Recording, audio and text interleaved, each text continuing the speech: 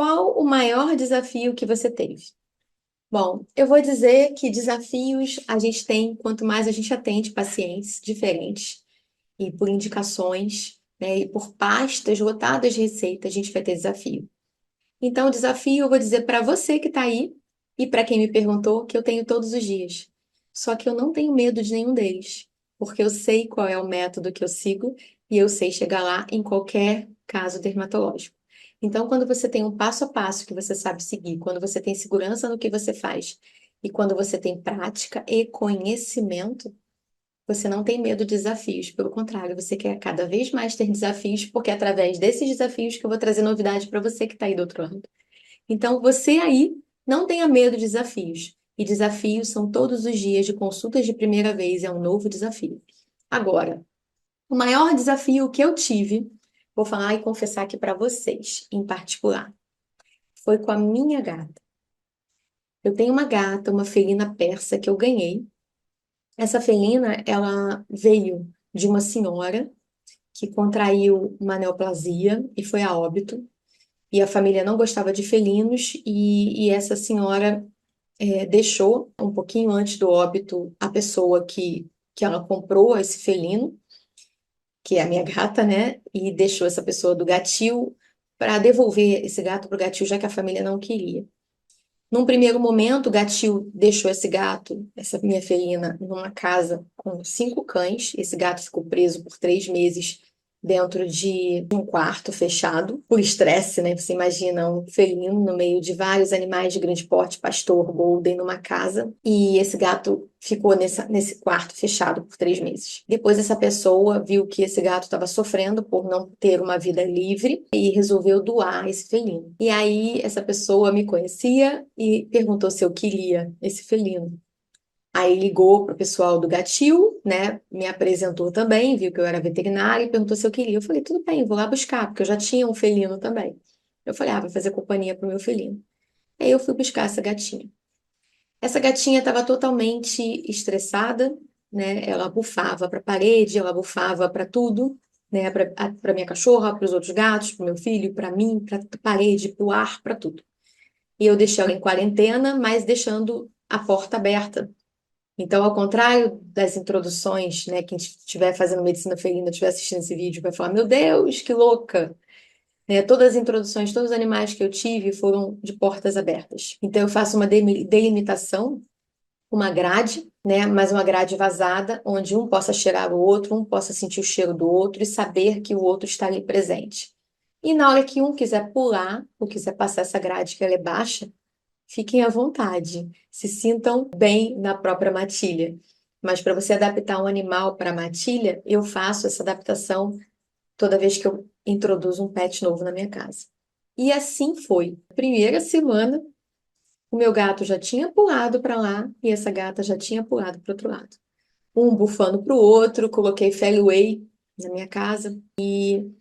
Ela se autotraumatizava. Ela arrancava os pelos, ela fez dermatofitose secundária, ela fez placas eritematosas no corpo todo, descamativas.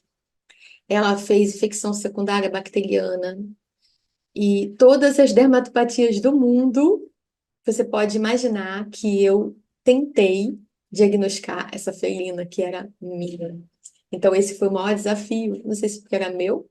E quando a gente tem um bichinho, a gente leva a emoção acima da razão. Então, quando a gente está atendendo um paciente, a gente é racional, a gente tem um caso para resolver e a gente resolve. Então, eu posso dizer para vocês que eu demorei aí uns 3 meses para diagnosticar a minha felina. E eu achando que ela estava com uma dermatopatia, e na realidade a dermatopatia dela era por estresse. Então, um dia eu coloco o caso clínico dela aqui, se vocês quiserem, até coloca aqui nos comentários, eu quero, porque foi o caso mais desafiador da minha vida, a ponto de eu estar quase desistindo dela e encaminhando ela para amigos meus para ficar lá por um tempo para diminuir o estresse dela. Então, assim, eu mediquei ela e ela não respondia a terapia nenhuma. Eu mediquei ela várias vezes, fiz raspado, raspado no tricograma, citologia, cultura fúngica e tratava de acordo com os resultados e nada resolvia. Até que eu chamei uma amiga, especialista em felinos, para coletar sangue dela na minha casa, porque eu sozinha não ia conseguir coletar, porque ela era arisca, né? E assim, quando a médica, amiga minha, foi na minha casa, a amiga minha chegou e falou assim, Viane, essa felina, o único problema dela é estresse. Os exames dela vão dar normais. E aí eu falei, bom, os de pele não deram, tanto que eu tratei, mas ela não está respondendo a nada. E quando nós fizemos todos os exames de sangue dela, de A a Z, imaginem isso, porque a gente vasculhou tudo, hormonal, tudo, deu todos os exames normais. E aí, mais uma vez, eu estava com o felino estrupiado, com alopecia generalizada, com placas eritematosas, com crostas melicélicas a crostas hemáticas pelo corpo inteiro, otite externa crônica, conjuntivite. Se você colocasse o olho nesse felino, você nunca ia imaginar que era de uma dermatologista como eu. E foi um caso desafiador. E ela falou assim para mim, eu falei assim, eu tinha um felino na minha casa que ele fazia bullying com ela. E até então eu achava que ele queria brincar com ela. E eu não tinha tido essa visão de psicologia felina. Eu estou compartilhando com vocês porque um dia vocês podem pegar um caso parecido e vocês abrirem a cabeça aí, como eu abri depois desse caso que eu peguei, que foi com a minha, né? E aí, né, eu sempre falo, né, são os animais CRMV positivo. O que que são os animais CRMV positivo? São aqueles que os médicos veterinários ou os médicos quando atendem animais ou pessoas da própria família, né, acabam ficando confusos. E aconteceu comigo, né? Então, eu sou humana como qualquer um, e aconteceu comigo.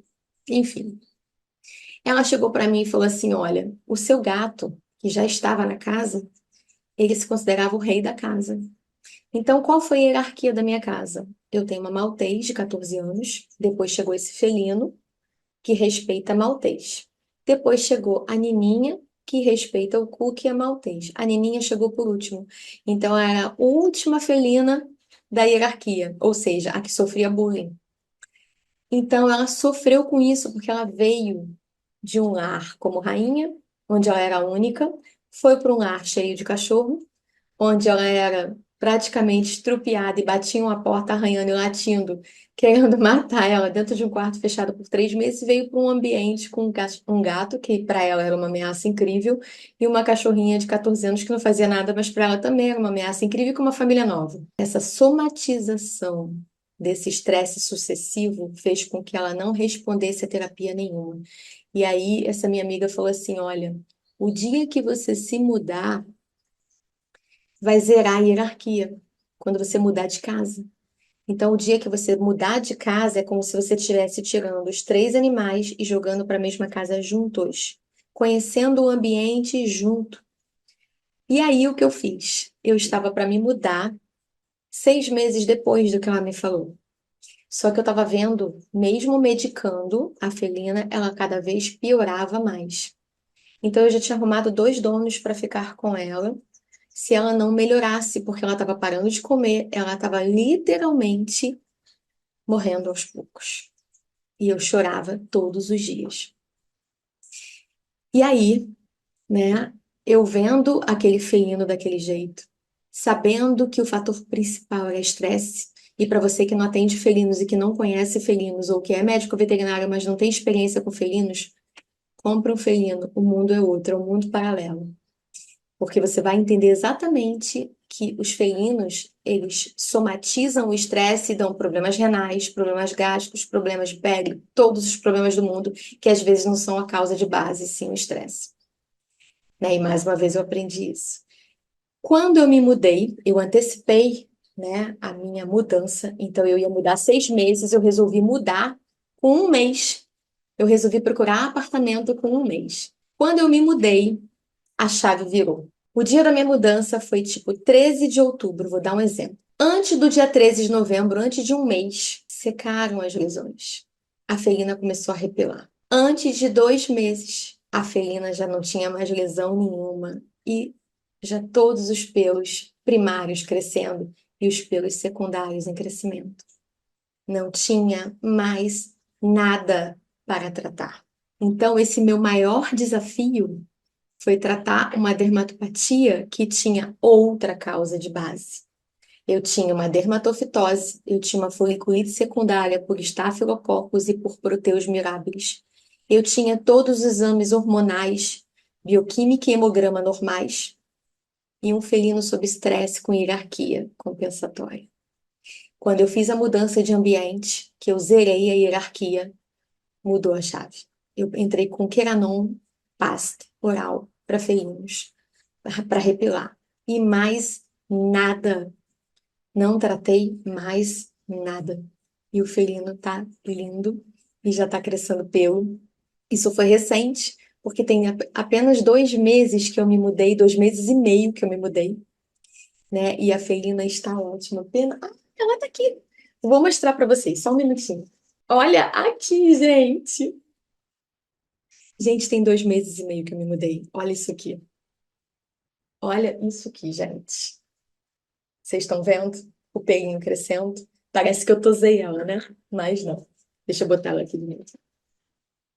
Então, essa é a felina, que é minha, e que foi o meu maior desafio.